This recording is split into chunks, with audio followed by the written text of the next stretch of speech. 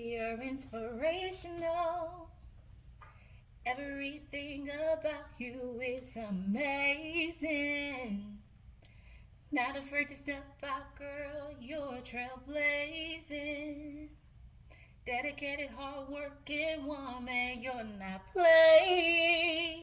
God first on top, non-stop. You keep praising and praying. You're inspirational. You're inspirational. You're inspirational. Welcome back to Inspirational. I am so excited to have with me today Miss Sonya Mitchell, who is a speaker, author, and a filmmaker, and an auntie. Yes. So she's going to talk a little bit about all those things. But first, we're going to start with where you're from, because you're from Birmingham, but just want to know about your upbringing. So Okay. As you mentioned, I'm from Birmingham, but first of all, let me say thank you for inviting me to be a part of your phenomenal podcast, and I wish you all the best with that. So I'm just honored to be here.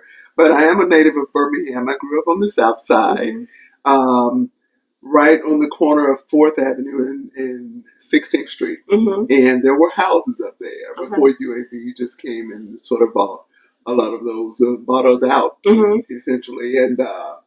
And so then my dad, who was a single father, raised 2 girls, and we moved to Titusville. And because my mom passed when I was about 12 months old. And so I was raised by a single dad, and I have much respect for single dads.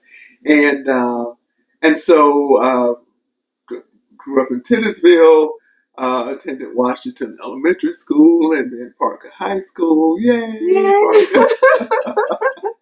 So that's the area that I'm from. now, being raised by a dad, how did you learn, to dress and fashion and different things like that having a dad? Because you're always from top to bottom. I try, and thank you for that. I don't know. I have sisters. Like I said, my sister Sheila and I were the younger 2, so we were at home with my dad. All the others were out and about and had grown and had children of their own. So we were the 2 at home, and it was interesting because I'm the tomboy of all tomboys. And so I don't, I thought about that in terms of my style and fashion, because I love a beautiful dress, but I also love a suit. Yeah. But sometimes you'll see me out and I'll have on some blue jeans and sneakers and a ball cap. Yeah. So I'm just sort of versatile when it comes to fashion. But, my style is just different. Yeah. I've never been one to try to be like other people. Yeah. Yeah. I'm just not that girl. I know. I'm not that girl. That's good. I'm just You're different and unique. I'm very different. Good. Yeah. I tell people all the time, don't try to put me in a box because you can't. Yeah. You can't. You just can't case me. Yeah. I love it. So did he teach you dating? What kind of traditions and what kind of teachings did you come up on that really stuck with you? And especially with the dating world right now, did you go through any dating and decide, okay, I don't want this? What kind of lifestyle was it? My dad was really strict. Okay. And all the boys in the neighborhood knew Mr. Mitchell. Okay. He didn't play, So they might have gotten a chance to come over and sit on the porch. Okay. You know what I mean? Yeah. And so he I remember he always told us, when he didn't care who it was, if someone came to visit or if someone came to pick us up, and especially a guy, when we became teenagers, and they just sat in the car and toot. Okay. You don't go outside and just get in the car. Yeah. They come here, they ring the doorbell or knock on the door, come in, have a seat. He was big on, if you go to anytime you go to someone else's home, you have a seat. Okay. It's a thing of respect. Yeah. So, but yeah, he was big on that, but he was very protective of his girls. Okay. And so for that, I'm grateful. Yeah. So I'm sort of a spoiled brat in a sense. I'm a daddy's girl. That's good. Yeah. I'm a daddy's girl. And so did you decide not to date and marry, or? I did. I it's not that I was thinking, ooh, when I grow up, I'm going to have this fabulous wedding and I'm going to, marry the man of my dreams. Mm-hmm. That was never my thought. Okay. And maybe because, I don't know, for various reasons, but that I just wasn't that little girl who had that dream. Okay. But I've dated some wonderful guys, and but never to the point where, hey, you want to get married? Yeah. And I think too because I was more career focused and career driven, and wanting to go to college, and I graduated from Talladega College, and I'm very proud of that. That's good. And so, and my dad worked so hard, and I felt like I owed it to him to accomplish something, because he only wanted, he was old school. My dad passed away at the age of 91. Okay. But my mom died at the age of 36. Okay.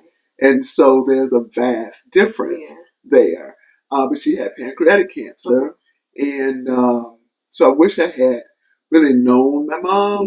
Yeah. There's a part that when you lose a parent at such a young age, because I was 12 months old. And so to me, and this is just my opinion, you're always longing for something. It's like there's something missing in your life, and it's like, who am I really? Yeah. And I can feel her presence all the time.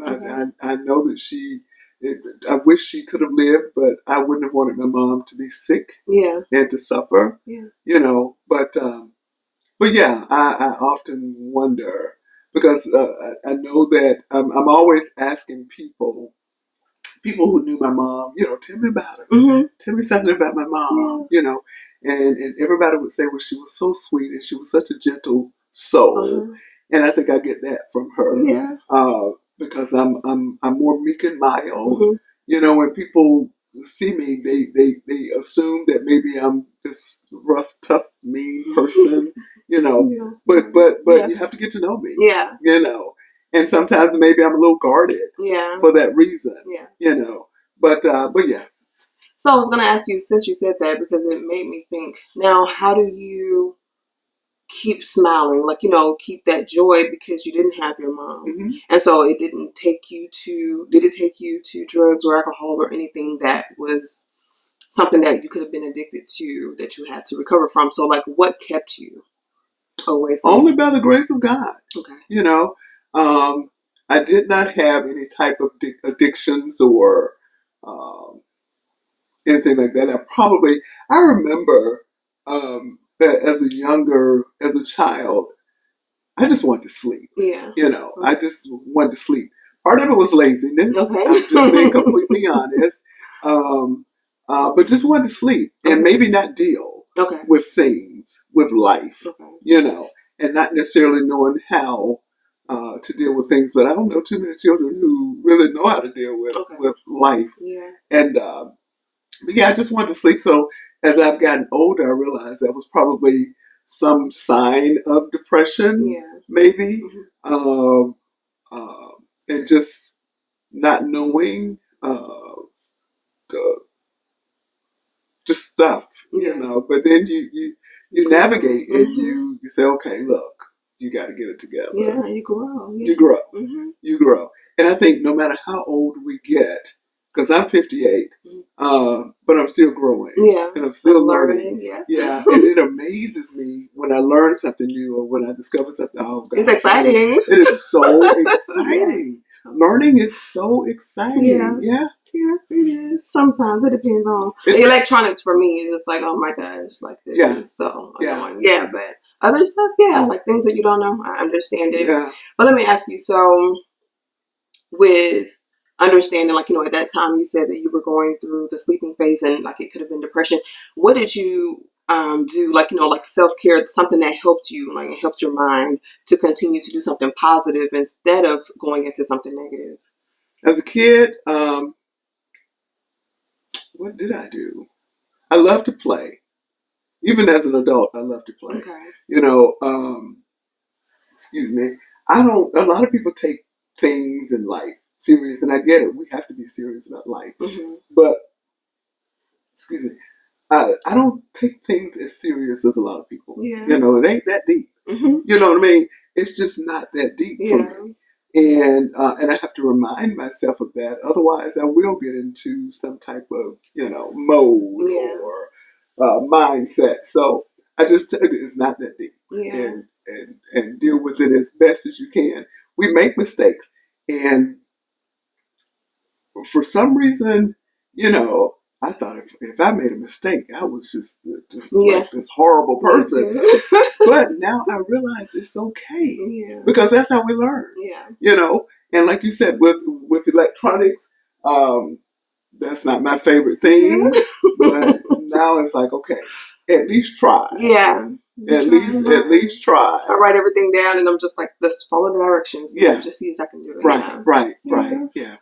So in the same way, now let's get to the topic of your book. Yay! Picture the picture. Picture the picture. Now, how did the concept come about? And like the energy that you put in it, how did you feel after finishing it? So how did it come about? Mm-hmm. Like, what gave you the concept? Okay. And then how did you feel after accomplishing it? Okay. I'm so proud of my very first book. As you mentioned, this title, Picture the Picture. Growing up, my dad had several sisters and brothers, and we had an aunt. I have had an aunt. She's deceased now. We call her a hun. Okay. And she was just the aunt of all aunts, Okay. in my opinion. She had a son and daughter, and then there was Sheila and I, my sister, who grew up in the house with me. And my aunt, if she took her kids somewhere, she was going to take Sheila and I. So she exposed us to so much growing up. And I think exposure is so important for kids. Mm-hmm. It is so important, because then as they get older, they're not just out there just trying to do this and that, because they've been exposed to so many things. And so her son, Horace, who's deceased now, was a photographer. He always took pictures, and he was sort of my hero. Okay. I loved everything he did. He was tall, he was dark, he was handsome, he was smart, he was funny. And I was like, that's my cousin. That's my cousin. And he took pictures all the time. Okay. And so I started taking pictures as a child, just because Horace would take pictures. Mm-hmm. And then my dad saw that I was serious about it, so he hired a professional photographer, to teach me classes. And so he invested in me.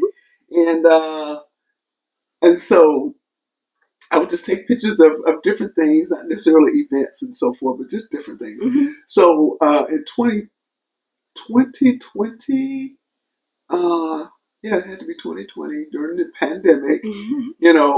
I was at home like everybody else. Yeah. And I was staying with my sister, as a matter of fact, my oldest sister. And I just got out and started walking one day, and this is in the book. But I saw this straw hat on the ground. Mm-hmm. And so as soon as I saw the hat, because I love stories, mm-hmm. I believe everyone has a story. Yeah. Yeah. And everything has a story. Yeah. And so I said, wow, I wonder where the hat came from. And who did the hat belong to?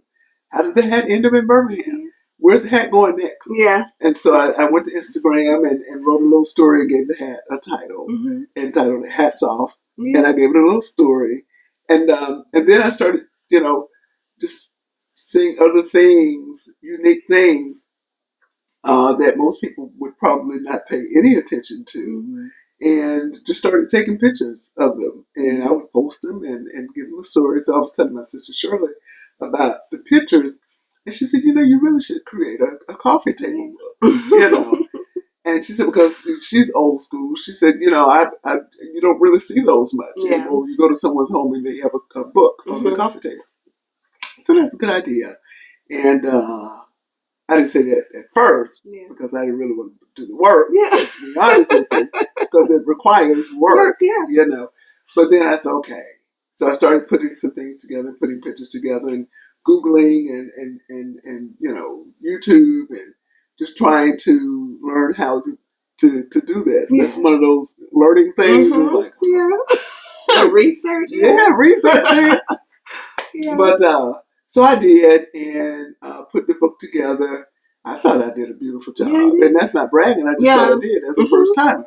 And so I put it all together, and I shipped it to this company in New York, this publisher, because it says on the website, we accept unsolicited material. So I sent what I thought was a masterpiece to them, and I never heard back from them. And so I was really discouraged. It's like, they got my stuff. They got my. But then after that, but before sending it, I'd registered all of my photos with copyright. So they could keep it because there's nothing they can do with my photos. And so I just kind of put it aside, didn't really do anything with it for a while, and I said, okay, get back on it. So I found this company here in Birmingham called Rocky Heights Print and Binding. Reached out to them, and the rest is history. So they worked with me to create my book, and so I'm so excited about it. Now, how was the end feeling though? Like, just having it and holding it. What were your thoughts? Unbelievable. Okay. I did this, but I didn't do it trying to take credit, but by the grace of God, I was able to get this done. And to feel it and to hold it. And it was so funny when I went to pick up, I ordered 50. And so I used to drive a little convertible Saab. Okay. And and so when my Saab put me down, I had it for 19 years. Okay. And so then I bought this pickup truck when my Saab put me down. And so when I went to pick up these 50 copies of the book, I let the tailgate down on my truck. Okay. And the young lady came out and she said, we could just put these on the back seat. Okay. I was like, oh, okay. I was like, thinking I was going to cover the whole back of my truck. So I just laughed because I was so excited. She was like, they can go on the back seat. What you doing? And so it's an amazing feeling when you set out to do something and then you do it. It's so amazing. It's like, wow. If I did that, I can do anything. So what would you say to somebody who's in like the process of doing something but kind of got writer's block, kind of discouraged, and don't want to keep moving forward, don't know how to? What would you say to them? Try. I know it's not easy. It's difficult or challenging when you have a career, you have a family, you have all these other things, or even if you don't, just to get started seems like it's like, oh my gosh, and then you look up, a year has gone past, 2 years, 5 years, it's like, but the thought is still there, and it's like the vision is still there, and it's not going to leave, forever until we leave this world.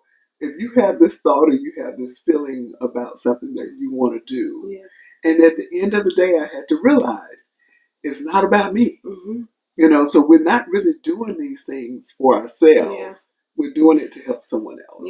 So when you think about it like that, I pray that my book resonates with people. I pray that it makes a difference in somebody's life, And so I didn't make the book for me. I didn't create the book for me. I created the book to bless others. Because you have scriptures in it, right? Scriptures to help uplift, encourage. Uplift and encourage. And I've received so many so much positive feedback from people of all ages, children, adults who said, you know what, your book has really been a blessing.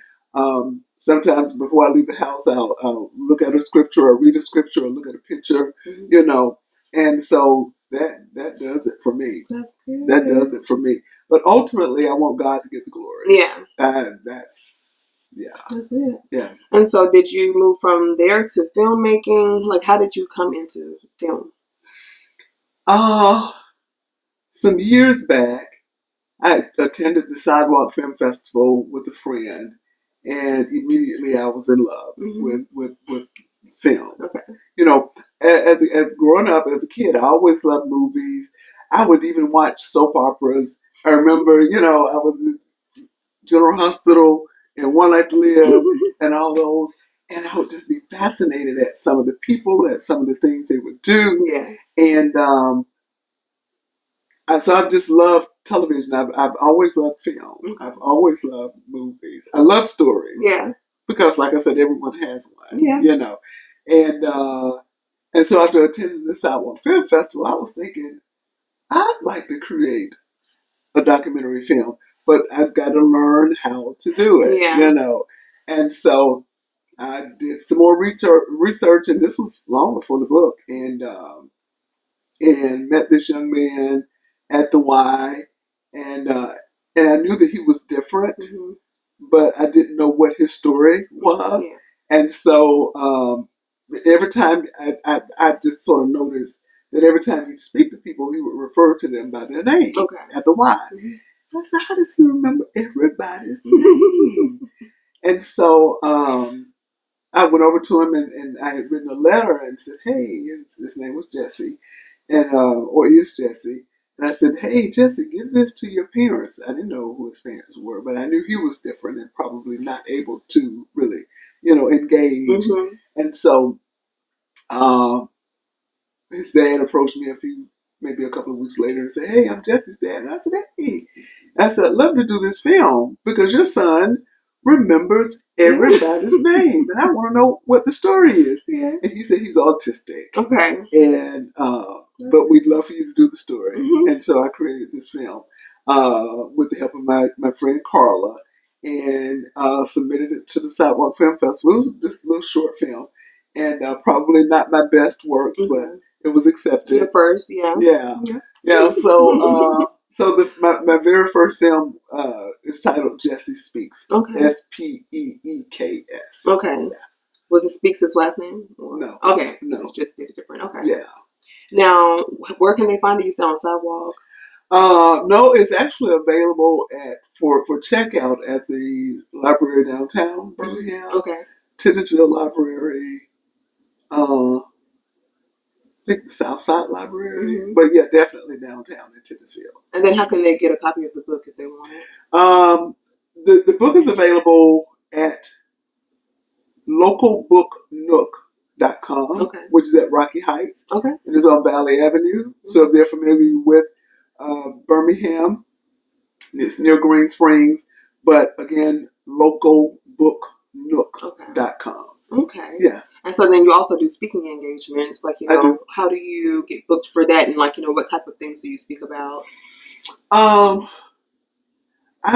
would like to think that I'm more of a motivational type speaker, because I love encouraging people and motivating people.